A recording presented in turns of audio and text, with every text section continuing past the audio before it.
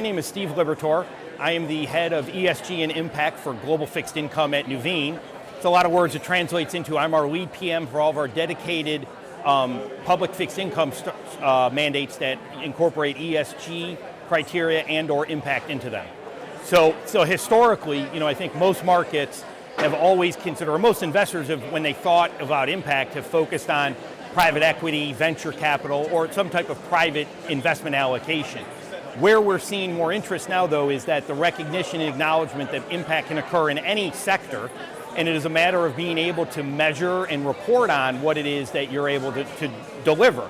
So public fixed has been great because you have the ability to size and scale unlike in any other sector or any other market. The public fixed income market is actually the largest market in the world, with the last data that I saw was something around $17 trillion in size. And obviously that, unfortunately, in our current world actually grows every day. But what it does, I think, is it allows for an investor to look at different types of impacts and different types of structures that allow you to maximize not just your total return potential, but also how you can diversify and broaden out the level of impact and the types of impacts you're making. So the market's best known, I think, in the public fixed space. Investors best know impact securities here as either green bonds or social bonds or sustainability bonds that have a label associated with them that are in alignment with the International Capital Market Association standards.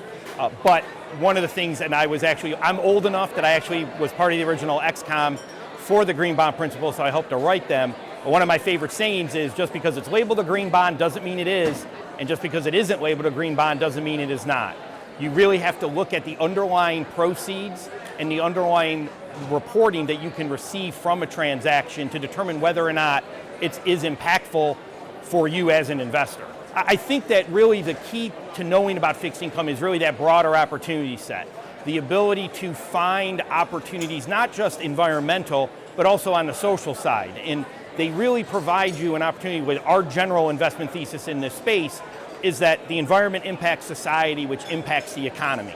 So what we want to be able to do are find securities that have an environmental outcome that also benefits society, which then helps the economy grow over time. And what that does as an investor is it provides you the ability to look at these securities from a true free cash flow stability perspective, which means your ability to generate outperformance over time is directly tied to that free cash flow stability and the growth of free cash flow. And what we want is to be able to find those, because how we perform or outperform over time in fixed income isn't picking winners, it's avoiding losers. So when you're looking at an investment in fixed income, the key is really how do you find something that you know tomorrow will have more stable free cash flow today, which increases the likelihood of them being able to repay you, which increases the likelihood of you outperforming.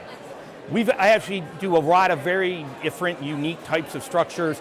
I would say the most recent one that we've been involved in was a transaction to provide reforestation funds for deforested Amazonian property or land. It was a transaction, it was a blended finance transaction through the World Bank as an issuer that provided funding to a Brazilian company called Mambac that would acquire land, do the appropriate scientific studies to reforest and repopulate, basically rewild that location in order to return it to its native set.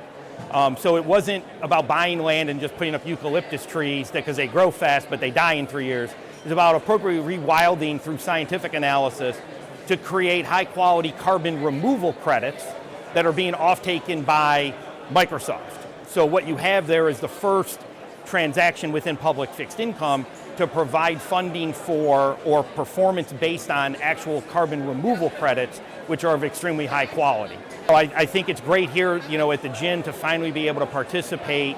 It's historically, again, been tied more into the private markets, private equity, venture capital, but the recognition, I think now we're getting to a place where, again, impact happens in every sector, but the real goal and I think benefit of the public fixed market is that ability to scale in size and really deliver more impact over time, but also help to drive down the cost of capital for environmentally and socially beneficial projects.